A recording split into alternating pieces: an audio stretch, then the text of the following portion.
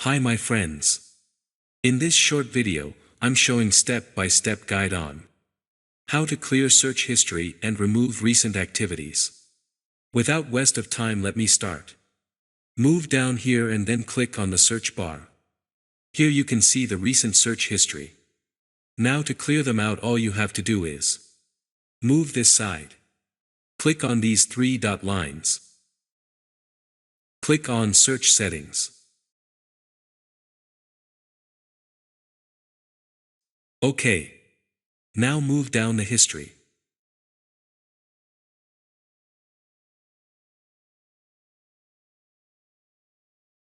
Click on Clear Device History. Done.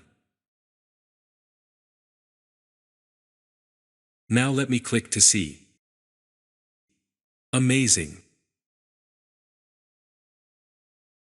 So don't forget to subscribe, like, and even click on the bell icon so that you don't miss out on new videos on this channel. Have a nice time.